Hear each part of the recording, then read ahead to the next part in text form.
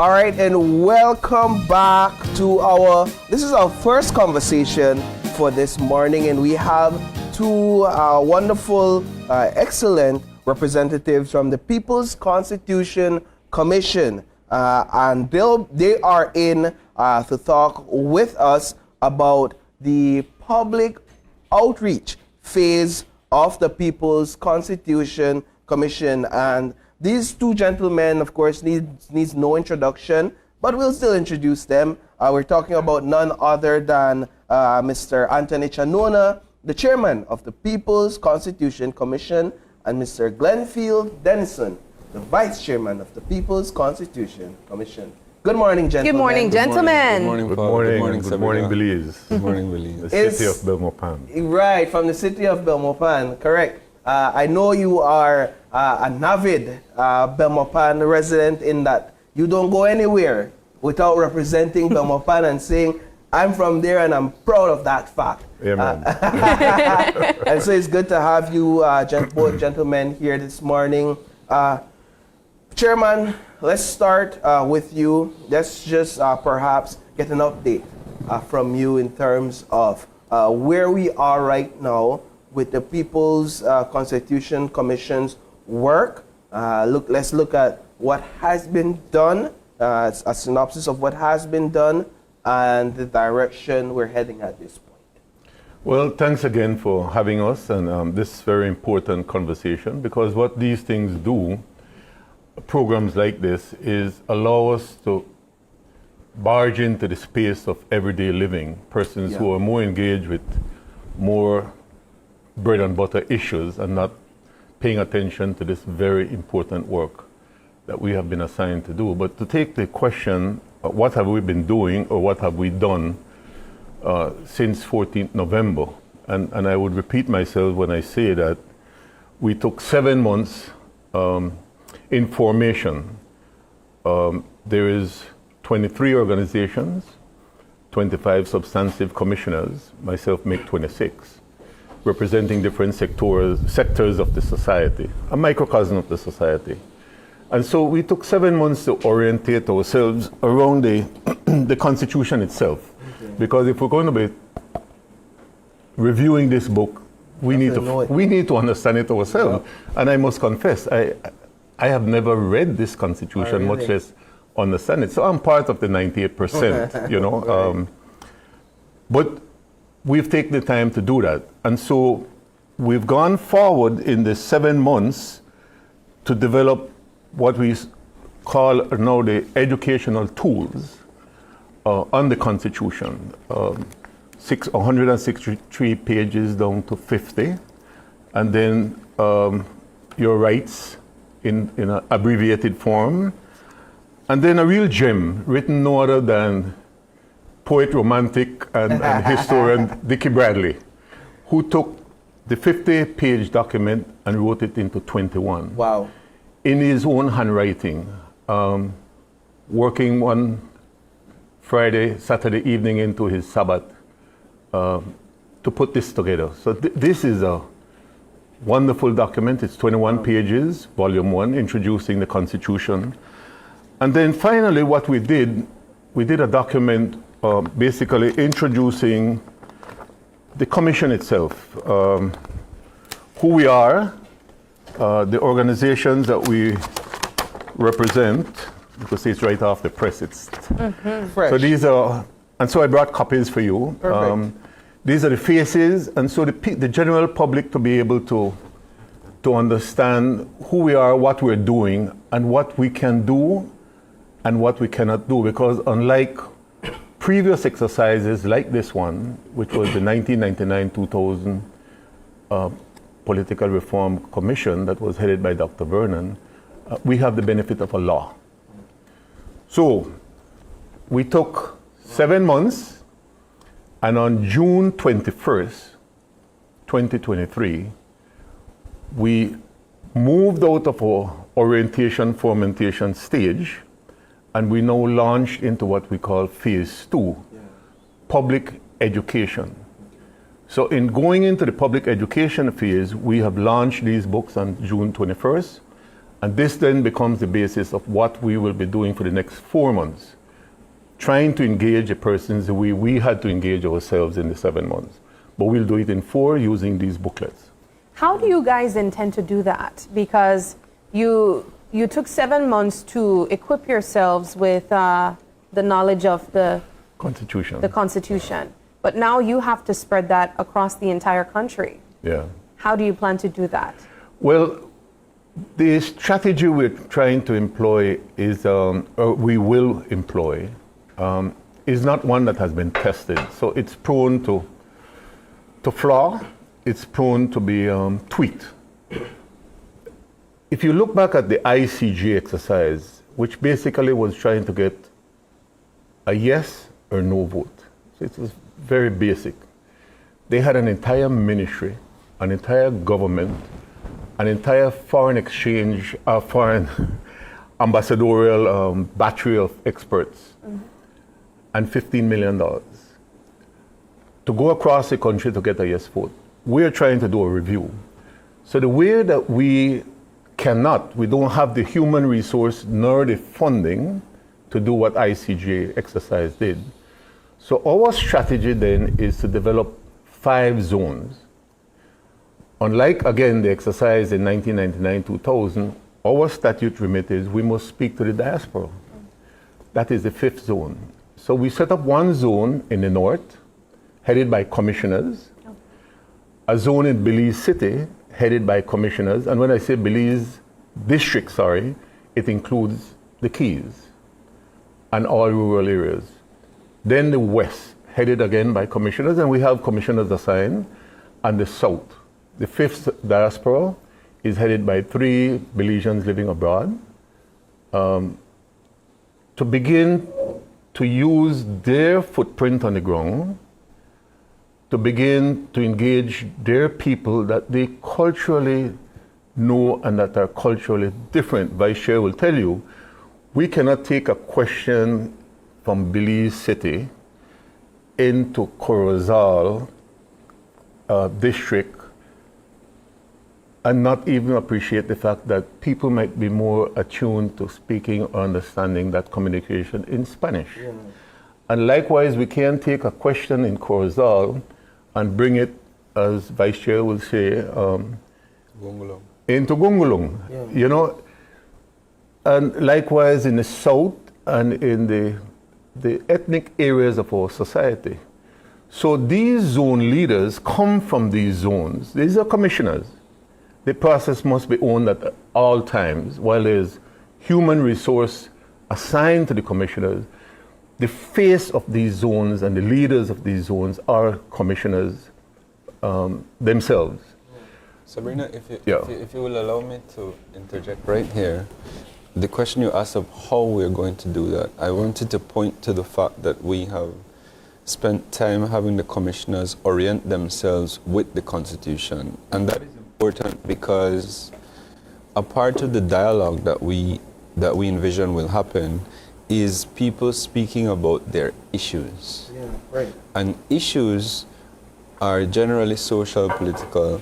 They're not. So what we have built the capacity in the commissioners to do is to listen to those issues, hear them, and I said listen, hear and listen, because there has to be a sort of translation of that issue that the person is having to a thematic area of the Constitution. Because a lot of people are saying things like, oh, well, that no matter to me, or I do worry about poor people not care about the Constitution. They may not, but they have particular issues that they care about, and those issues might not directly be addressed by the Constitution, but it might be a governance issue. It might be a transparency issue. And if we can hear those issues and hear them as things that need to be strengthened in the Constitution and work on strengthening those, we will then that will then transcend into assisting those people in resolving their bread and butter issues. And that's where I wanted to take the conversation with you. But first, I must commend you guys for the work you've already done. I mean, these pieces of documents, they seem to be very helpful and I know that based on my literature and English classes from high school, that you have to understand something first to condense it or to summarize it to that level. So kudos to you guys for doing such a thing, and I also kind of grasped a sort of discipleship concept being pushed forward, where you've taught the commission, or you guys have grasped it together, and then now, as the good book would say, go ye into all the world. Go on the media circuit. Go on the media circuit. Go on the media circuit. You will see different faces. Right. Yeah. And spread this message. Yeah. So that is key as well. I wanted to ask, what should Belizeans understand about, what is important for Belizeans to understand about how this exercise will benefit them, benefit us? That you speak about those individuals that care, oh, how will I get my next meal, or send my child to school, and then I see Mr. Chanona and I see Mr. Dennison up here looking all dapper and nice, talking about constitutional reform, but I don't understand how this that relates to me. I used an example a little while ago, and I like it because it allows you to reflect on everyday scenarios that come out of the Constitution. So, Paul, if you've ever driven your car from Belize City to Belmopan with 4 of your friends and police stop you at a checkpoint, that's a constitutional issue. The question is your freedom, you exercising your freedom of association to be with people of different race, color, creed, that's protected under the Constitution. Moving from Belize City to Belmopan, that's exercising your freedom of movement. The police stopping you is restricting your freedom of movement. The question is that stop okay? Because the Constitution needs to be able to protect the citizens generally, and not only the citizens, but people who are in Belize. So is in national security interest stopping Paul Lopez driving on the road to check to see if he has insurance? Because, Paul, if you get in an accident, then you have to indemnify the other people on the road who you crash into. So that is one consideration. A broader one would be how our government works, how resources are allocated. So we have 31 area representatives who are representing people across the country. We have the cabinet who are government ministers. These things are all established under the Constitution. And how they interact with each other, how the resources are spread, are constitutional issues.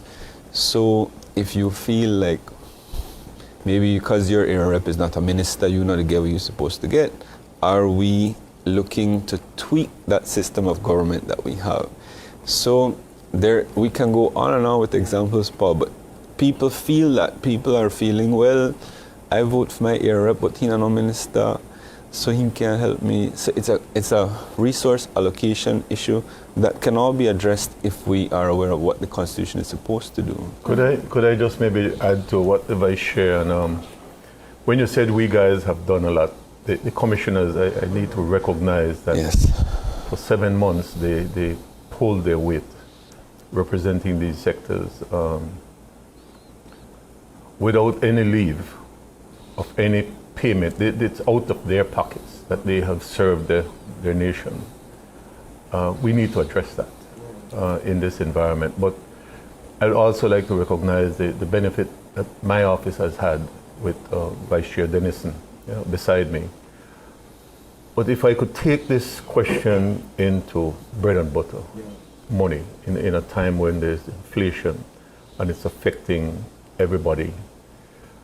We have heard, and I'm sure as we go into the public space, which is now where we're taking the month of July to set up these zones and the templates and the structures and all the facilities and then launching. People have been saying more than one time the same thing. Why should I care? Yeah. You know, this thing now, puppy show. You know, nothing will come out of this. You know, Dr. Vernon and his crew did great work in 1999, 2000. Great work. It's all there in a report, and the issues are still the same today. So what's really going to change? You really expect politicians to give up power? I mean, Come on, that's that's a nuance that just won't happen. However, if we understand that it's taking 1.6, maybe 1.7 billion, if you start adding up the supplementaries to the budget, then if you look at that kind of money and you interface it with the population statistics, 441,000, and you take out 100,000, which are school children registered in the school system, and you take out retirees, I thought I was going to be retired, but here I am. You take us out, you're dealing with a core group of persons like yourselves, young professionals who are paying taxes and businesses. And then you ask yourself, if I feel fed up and frustrated with a government that's not addressing my issues, I can't get education for my children, I go to KHMH and I get a bill and I have to go to a GoFund or raising barbecue, and we look at these things and we says, can this system not do something? And then, okay, you hear about a $90 million tertiary care level and NHI, and you see the government making strides to try to address these things. But if you go back to the money, 1.6 billion, if there was a greater accountability of that expenditure, would Belize be able to do more for its people with the current level of money we are collecting? And in that regard, there is no accountability. When was the last time the Auditor General's report, or was the government's finances audited? Well, the check and balances in this book. It already exists, some of them. But doesn't that have more to do with the politicians themselves and their mindsets and their approach more than the Constitution? There's already this perception that a lot of politicians are above the law, so no matter what you put in there, their authority goes above what's within the Constitution. Paul, thank you so much for raising that. That brings me to this book, A Guide to the Belize Constitution. What this book did is it lays out the different powers and structures in the Constitution. And on this side of the book, it lays out who has that power. And I want to challenge Belizeans to see the power that they actually have. We say that if Belizeans start to understand their powers, to know what powers they have, that a politician would not be able to have that sort of thinking. But it is in the absence of the people knowing what their real powers are that a politician can lead us to democratic backsliding. And those things are powerful conversations that I wish to have as we do this constitutional reform process, as we have this dialogue, to let people know what democratic backsliding is, how you can identify it, what vote buying is, what are invisible rigging of election. These are concepts, Paul, that I'm not sure if you're aware, but these things are happening in Belize, and they're anti-democratic. They lend themselves to our country falling away. And I always say, this process is about building a better Belize. And I think that's how we have to do it, educating people about their power. And I like that concept, because I've always thought when it comes to the Constitution, and I'm so glad that this conversation is happening, that it's more about not our Belizeans not being aware of the power we have, the people not being aware of the power we have, and sort of giving up that power to the people that we elected, the people that we put in office, those that are supposed to serve us. So can you perhaps give, I don't know, an example of where the power rests within the people? Okay, that's a very good one. So we have one power to make laws. The people of Belize make laws to govern ourselves, because we have to agree to follow these laws in the greater good of the entire country, right? But we delegate that power to the National Assembly. Yeah. So we do it through our House of Representatives. We go to the election every 5 years or so, and we place an X, and that is our area rep.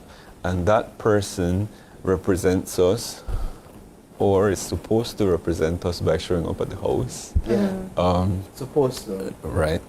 That's another argument.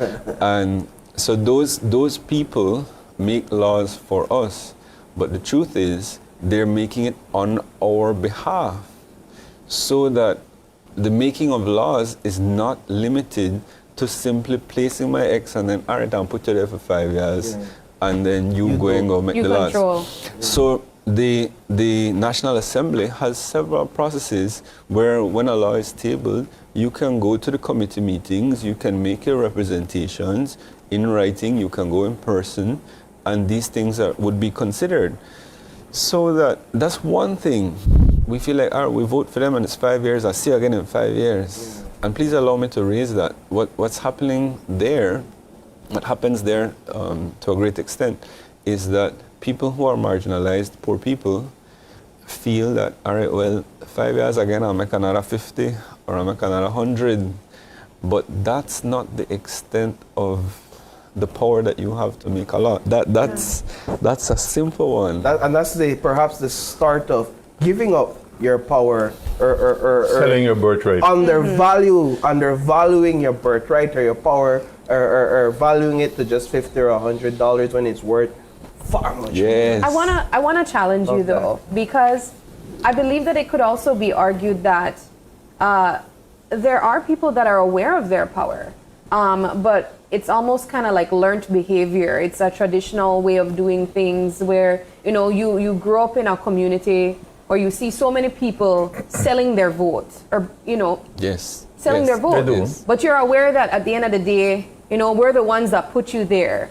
Is that something that is just learned behavior, You know, over not actually being aware that you have power? Sabrina, I will confess, these things I'm sharing, they're new to me. Okay. In 2018, there was a book published by Nick Cheeseman and Brian Kloss. Its name is How to Rig an Election.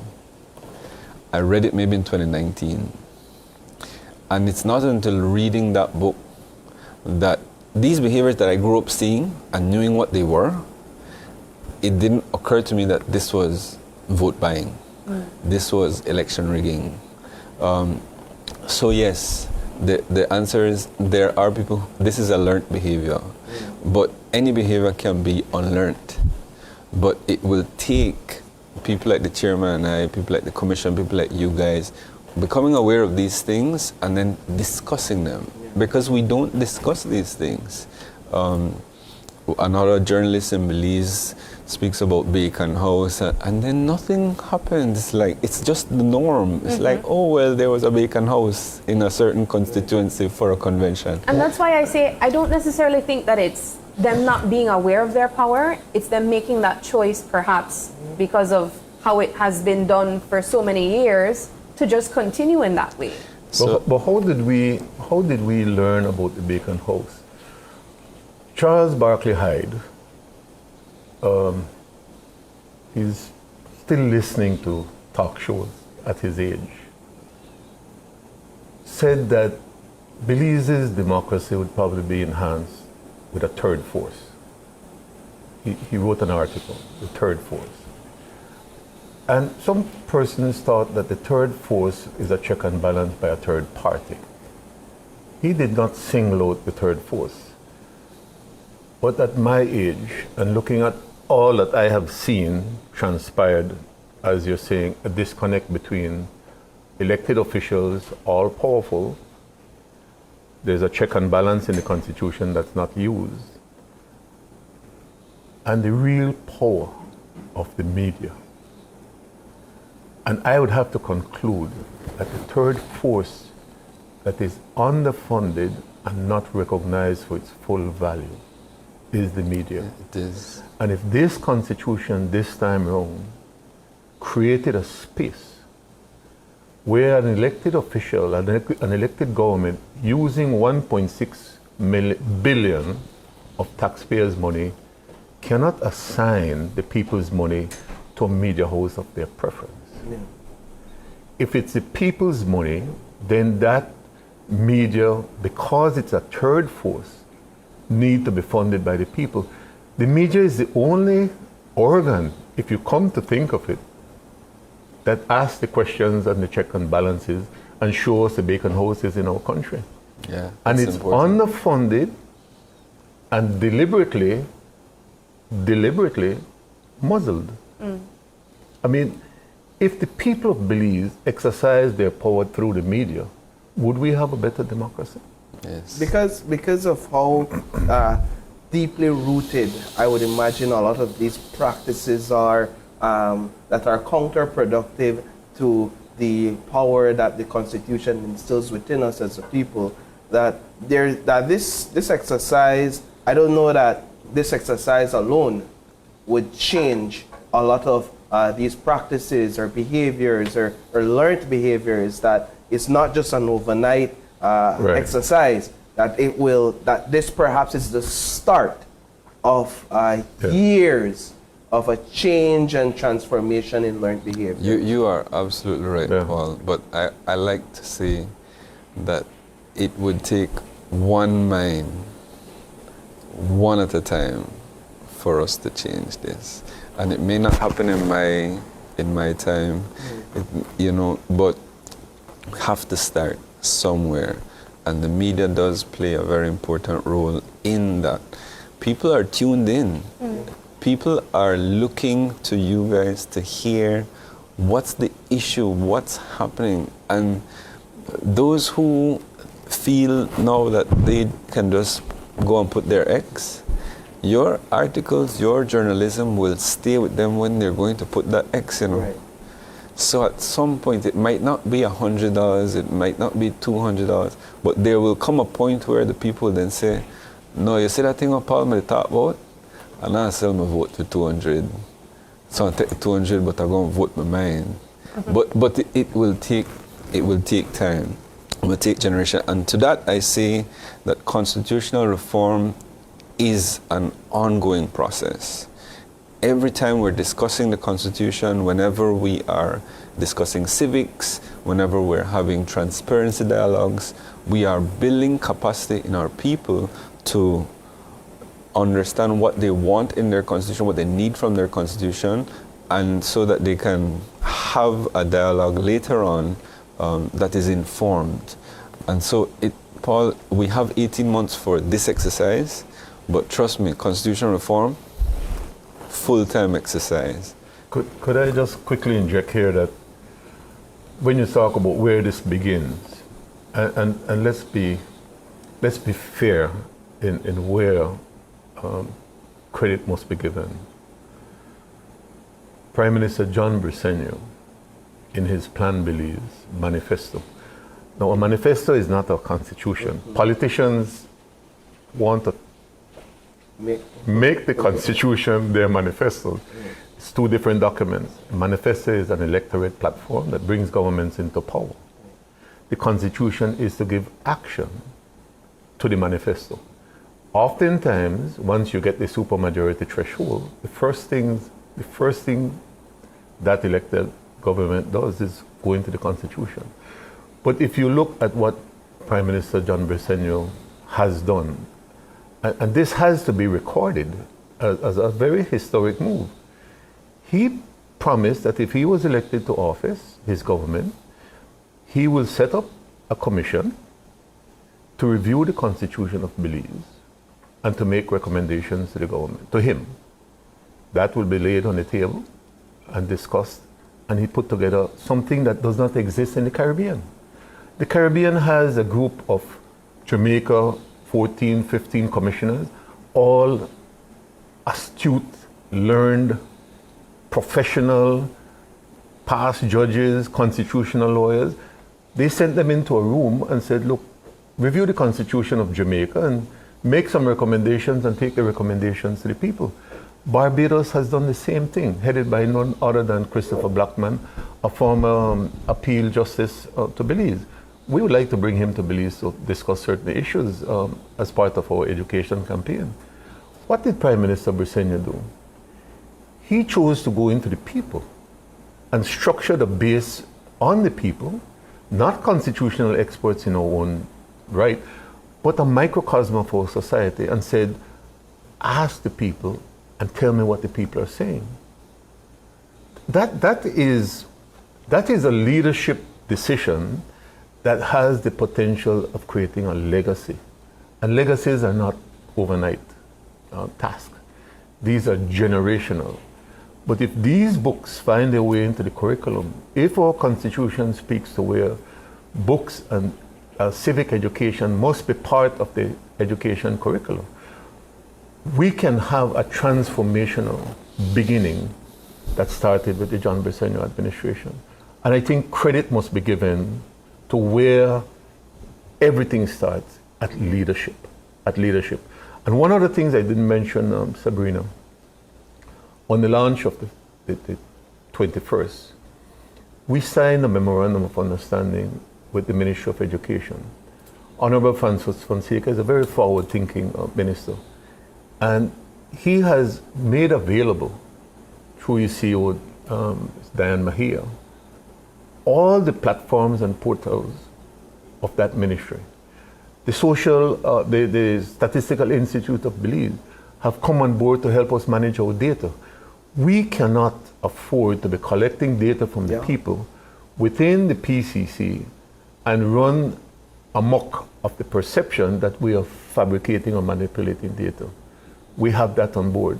We're trying to enter into an arrangement with the Attorney General's ministry to how do we write a report. If the AG's ministry is overseeing it, then that brings again the transparency to this issue. We signed one with the diaspora. How are we going to engage persons living abroad and to be able to have a transparent communication of what they are saying? They're Belizeans who love Belize just as much as we do, you know? So we have all these memorandum of understanding, and on Thursday of this week, we're going to be having a meeting with all our leaders in these zones to strategize, to fund, and to begin this work. I was going to ask finally to give us a brief idea into when and where people can expect the members, leaders, commission members, representatives to come into their communities and to engage them and have them be a part of this discussion and collect their data. Do you want to take that? There's two things. There are two things. Let me first separate the fact that we're having first an educational campaign, which runs until October. Yeah. And then we go into the consultation process. Okay, good. So I just want to be clear that 4 months of education. The education campaign is the on the books. From now, using these books, having discussions on what will actually we started already. Called first in Belmopan last week, where we had a very robust discussion with some public officers and citizens of Belmopan generally who are interested in fundamental rights. So we had that discussion last week. We are, I believe this week we're going to the diaspora. Yes, they'll have a discussion at the diaspora. We're having, so we're trying to do every Friday between the hours of 9 and 12 as best as possible. So this Friday, the logistics didn't work out for where we wanted to go, but we're doing the diaspora. The same topic, fundamental rights and freedoms. We are using that platform to test the issues that are coming out, because there are people who show up who not only discuss fundamental rights and freedom, who are telling us the things that are important to them. And we're going to be using that feedback.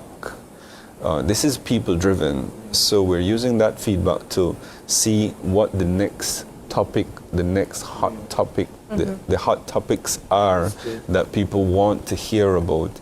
And then we have a team of experts, Belizeans. This will be all Belizean driven. Team of Belizean experts who know the Constitution, who know the issues that we're dealing with, to address those particular issues.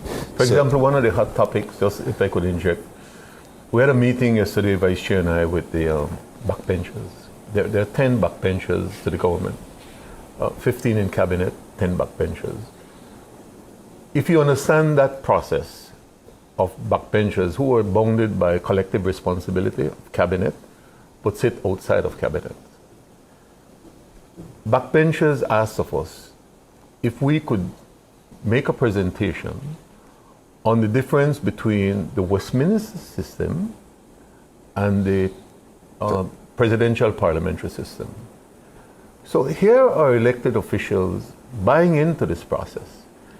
Because if you are managing a system, unlike Sir Alexander Bustamante, who in 1947 said, constitutions are like one horse with two jockeys, one trying to go forward and one going back. You know, we all need to have one jockey with a horse going forward, but with the reins of power controlled by the people, a bit. It's not to stop the power of the horse to run. You need a horse that can run, but you also need to be able to guide that process. So here are the backbenchers buying in. And we want to say to any stakeholder, if the media, if those who are not part of the commission, not part of the book, the UBAD Association, the East Indian Association, the Baha'i, the Muslim community, the prisons. We have over 1,200, 1,300 Belizeans locked up. Are they going to be locked up all their life? Can't we take some of these books, if they have time to spend, to read and maybe come out more educated on the way the country is managed? So we want to appeal to Belizeans to take this opportunity that we have and to use it as part of a beginning process of all. Well, gentlemen, we are out of time. And so I want to thank you both for joining us and for having this conversation. I feel more enlightened. Thank you. I feel like I've received a lot more insight, and I'm actually interested in continuing the conversation and learning more. And so I hope you have copies of these educational I brought this copy. I'm sorry, Paul, but okay, Sabrina, ladies before gentlemen. No, that's okay, I'll as long share as with she you, Paul. shares. All right, so thank you both, and we're looking forward to further conversations. And remember the power of the media. Definitely. I feel like it shifted into an educational campaign for the media at one point. Great. So with that, we'll take a break, and when we come back, it's all about Let's Catch Up Summer Camp with the Ministry of Education.